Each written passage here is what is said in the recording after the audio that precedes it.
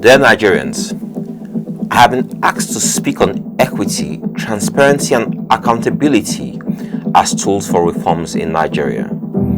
I will only be amplifying what has already been said in a different direction. Equity and the law, equity under the law, equity before the law. All is equity. The phrase "for better or worse" is something associated with most Christian marriage vows. It speaks about the equity of the marriage union for the two parties.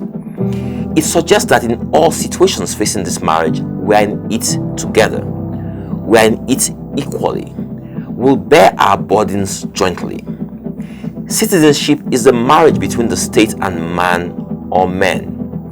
The difference being that the wedding vow is replaced with the constitution.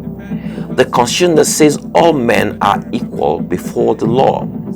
All men, not some men.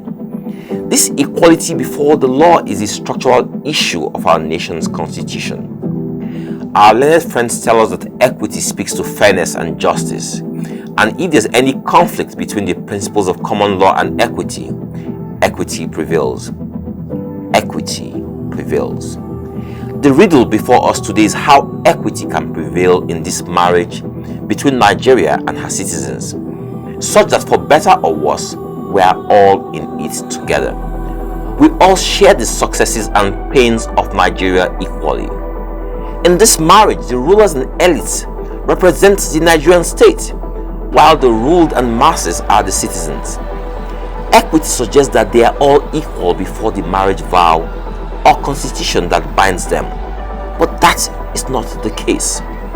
This is why we had #EndSARS trending all over the world a little over a week ago. This is why we're having this conversation. Let's go back to the marriage vow for better or worse.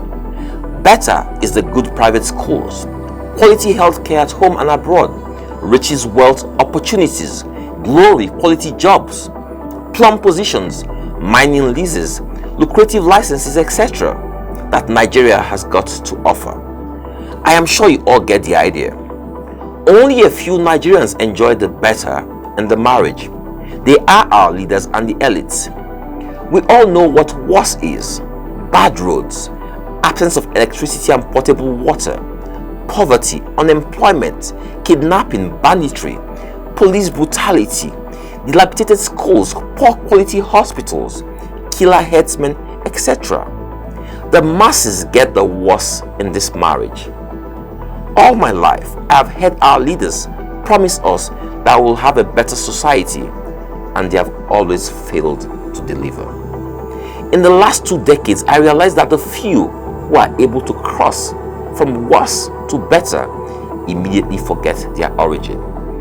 They have been so traumatized by worse that they don't want any reminders of worse. They cut off all those who remind them of worse and won't go anywhere near worse. They also believe that money is a defense from ever going back to the place called worse, so they loot the treasury. This is the sad story of our leaders.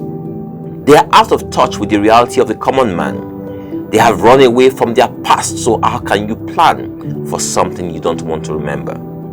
The concept of for better or worse means that all of us should have our fair shares of the good and bad. This is called equity. Equity as a tool for reform means that if we all experience bad education, we'll all work towards improving our school system. So here's what I'm doing. I am initiating a bill of equity called the Nigerian Patriot Act. The draft of this bill will be in the People's Parliament, which is the social media, next week for a 3-week period for consideration and input by the Nigerian people, after which we'll move the bill to the National Assembly and ask them to adopt the People's Bill. The summary of the bill is as follows. Civil and public servants can only send their children to Nigerian public schools up to first degree. Civil and public servants cannot have generators or boreholes in their places of abode. Civil and public servants can only use government-owned healthcare facilities. Civil and public servants on official duty within Nigeria can only travel by road. Civil and public servants are not allowed to have police escorts or protection except when a competent court has ruled that threat to life exists, and the police protection is for a maximum period of 3 months, renewable for a period of 1 month by the order of a court. Only the president, vice president, senate president, speaker, governors, their deputies, speakers and deputy speakers of state houses of assembly, and the chief judges of the different courts shall be entitled to police protection.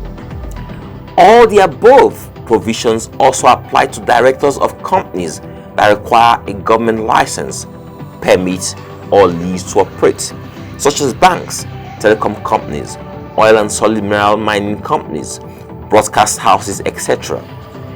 The penalties for flouting any of the provisions of this bill include impeachment from office, jail time, revocation of licenses, etc. This bill will lapse in 16 years. Like I said, the full details will be in the People's Parliament on Monday for further deliberation before I pass it on to like-minded members of the National Assembly to introduce as a bill. It is also pertinent to mention that we are in the process of developing a platform that will make it easy to galvanize signatures for the recall of any member of the National Assembly who will oppose the Nigerian Patriot Act. I believe that if all Nigerians share equitably in the joys and pains of our nation, we'll move our nation out of its present sorry state very fast. Thank you.